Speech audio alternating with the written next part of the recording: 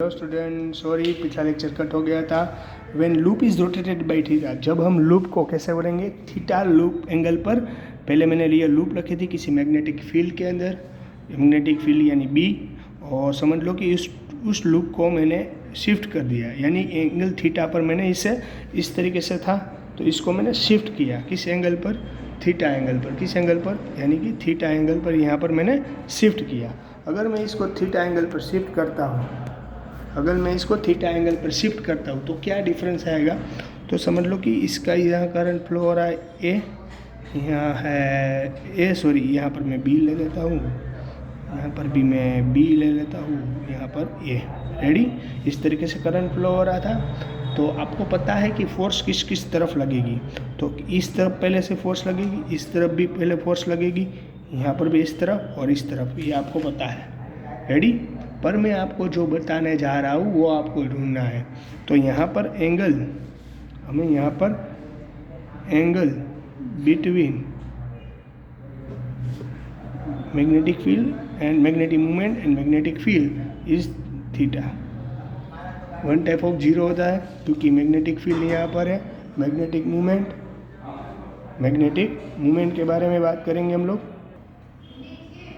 Ready, magnetic movement क्या है, ready student, complete. Magnetic field and magnetic movement कैसे होगा, एंगल थीटा। पर नेट फोर्स मैं आपको यहाँ पर एक्सप्लेन करूँगा। नेट फोर्स वैसे तो ज़ीरो ही होगा, पर मैं आपको एक एक्सप्लेन कर रहा हूँ कि समझ लो कि आप यहाँ से देख रहे हो, समझ लो कि, समझ जाता हूँ 2 मिनट। रेडी स्टूडेंट, समझ लो कि ये कुछ ऐसी लूप है, इस लूप पर मैंने इसको क्या करा, ऐसे घुमाया, यानी इसको पहले ऐसे था, रेडी, फिर बाद में इसको घुमाया, यानी कि कुछ एंगल क्रिएट हुआ। आ रही बात समझ में, इतना मैंने टर्न किया तब एंगल बना। तो ऊपर की बाजू और नीचे की बाजू जो नेट फोर्स हो रहा है वो हो रहा है ज़ीरो, क्योंकि ऊपर जितना खींचेगा इस तरफ, इस तरफ आप खींचोगे तो नेट फोर्स जीरो हो जाएगा। पर मैं आपको बोल रहा हूँ इस तरफ घुमा है, इस तरफ मैंने घुमाया, तब इसका फोर्स है, इस तरफ का फोर्स वो इस तरफ होगा, मैंने जो पेन रखी है, और इसका फोर्स है वो इस तरफ से होगा, इस डायरेक्शन में। रेडी, तो इसलिए इसका नेट फोर्स जीरो हो जाएगा। क्या बोल रहा हूँ, पर टॉर्क जीरो नहीं होगा। क्यों, नेट फोर्स वैसे तो जीरो होता है, देखो ऐसे इस तरफ खींचो, नेट फोर्स जीरो, पर नेट टॉर्क जीरो नहीं होता है। हाँ, इस पोजीशन के लिए नेट टॉर्क भी जीरो होगा क्योंकि आप देख सकते हो, पर इस पोजीशन के लिए नेट टॉर्क जीरो नहीं हो रहा है, वो ये ध्यान रखना है। रेडी, अब आ रही बात समझ में कि नहीं आ रही बात समझ में, चलो। F net is equal to zero, ready, पर F X net zero and F of Y net also zero, यानी कि एक्सिस हो जा रही है ना यहाँ पर, एक्स एक्सिस और वाई एक्सिस, इसीलिए। पर torque net does not equal to zero, why, due to मैं आपको एक्सप्लेन कर रहा हूँ, horizontal force not having same line of action. देखो यहाँ पर, ये देखो, एक मैं आपको एक्सप्लेन कर रहा हूँ, यहाँ से लगने वाली फोर्स और यहाँ से लगने वाली फोर्स वो दोनों सेम एक्सिस पर है, यानी कि इसकी एक्सिस सेम है। अगर चेंज करोगे तो भी एक्सिस सेम रहेगी, पर अगर मैं इसको चेंज करता हूँ इस तरफ से, यहाँ से फ्लिप किया इस तरफ से, तो अब दोनों की एक्सिस सेम नहीं रहेगी। वैसे सेम है पर वैसे सेम नहीं रहेगी, देखो।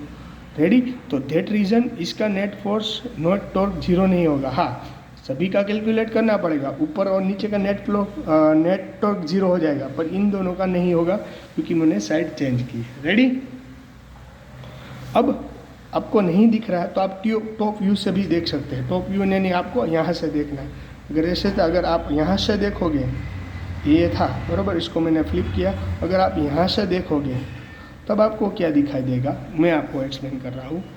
Late us take a top view. Let us consider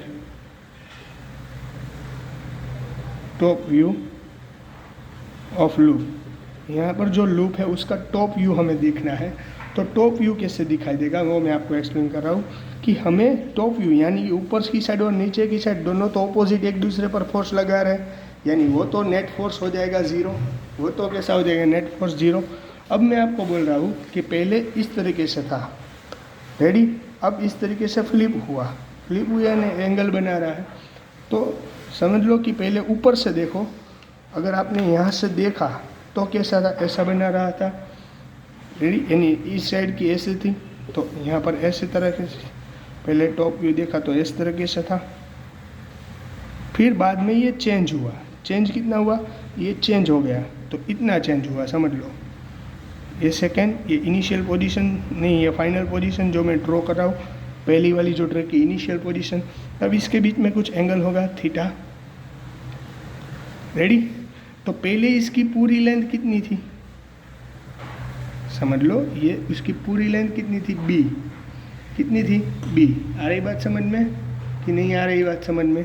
पहले उसकी पूरी लेंथ कितनी थी, यहाँ से टॉप व्यू से आप यहाँ से अगर आपको ये दिखाई दे, टॉप व्यू से देखोगे तो पहले ऐसे था, बाद में ऐसे हो गया, रेडी। तो यानी कि यहाँ पर नेट जो भी लेंथ थी वो आपको अब टॉप व्यू से देखोगे तो ये टॉप व्यू से देखने से ये यहाँ इस मोमेंट पर ये मूवमेंट करेगा ना, इस पॉइंट पर ये, इस मोमेंट पर ये मूवमेंट करेगा ना, तो यानी कि पूरी यहाँ पर जो लेंथ है, ये टोटल लेंथ बी थी, तो अब ये पूरी लेंथ कितनी हो जाएगी, b/2। आ रही बात समझ में, b/2 इस तरीके से, और इसकी टोटल लेंथ b/2, रेडी। आ रही बात समझ में कि नहीं आ रही बात समझ में? ये जो था ये y कंपोनेंट्स, ये x कंपोनेंट्स, और यहाँ पर भी बना रहा है थीटा। आ रही बात समझ में कि नहीं आ रही बात समझ में? टॉर्क यानी force and multiply distance, perpendicular distance, ready. यानी नेट टॉर्क ढूंढना था, net torque is equal to, दो तरीके से लगेगा, एक इसके कारण और इसके कारण, तो F multiplied T plus F cross perpendicular delta T. Perpendicular यानी कि परपेंडिकुलर है, यानी कि ये परपेंडिकुलर है, यानी कि ये 20, क्योंकि ये ऑपोजिट में कोस लगाएगा, यानी कोस थीटा तो कट हो जाएगा ये दोनों, पर सिर्फ बचेगा क्या, साइन थीटा। तो यानी परपेंडिकुलर है तो F ये है, इसलिए b/2 साइन थीटा, y के साथ साइन, इसलिए परपेंडिकुलर b/2 साइन थीटा। यहाँ पर भी सेम रहेगा, F b/2 साइन थीटा। इन दोनों में से अगर, चलो मैं यहाँ पर दूसरे पेज ले लेता हूँ, यहाँ पर एक्सप्लेन करूँगा, रेडी। चलो इन दोनों में से कॉमन क्या निकलेगा, पहले तो b/2, रेडी। इन दोनों का 2f b/2 साइन थीटा, ऐसे आंसर आएगा। दोनों का एडिशन करो, 2f b/2, ये 2 कट, तो क्या आएगा, net torque FB sine theta. और F की फॉर्मूला क्या है, फॉर्मूला क्या है, F की IBL, L की जगह यहाँ पर लेंथ क्या थी, A, तो IBA, और यहाँ पर क्या है, B, तो यहाँ पर B, यानी कि साइन थीटा, रेडी। तो नेट टॉर्क क्या हो जाएगा, FIAB साइन थीटा। तो IAB साइन थीटा है स्टूडेंट, तो हमें अब पता है, तो IAB यानी IA यानी कि नेट मैग्नेटिक मोमेंट, तो मैग्नेटिक मोमेंट यानी I इंटू A, जो मैंने अभी कहा था। तो ऐसे MB, IA यानी मैग्नेटिक मोमेंट, इसके बारे में बात कर रहा हूँ, IA यानी मैग्नेटिक मोमेंट, ये B साइन थीटा, रेडी। ये हमारा आंसर है। पर अगर आपको देखना है तो हमें यहाँ साइन थीटा है, इसलिए इसको S नेट टॉर्क इससे भी लिख सकते हैं, M क्रॉस वेक्टर फॉर्म में, M क्रॉस B। आ रही बात समझ में कि नहीं आ रही बात समझ में अच्छी तरीके से, रेडी। फिर भी इसमें किसी को कुछ डाउट, क्वेश्चन, क्वेरी हो तो मुझे बोल देना, ठीक है, रेडी।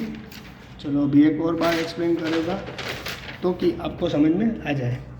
तो इलेक्ट्रिक डाइपोल के बारे में बात कर रहा हूँ मैं।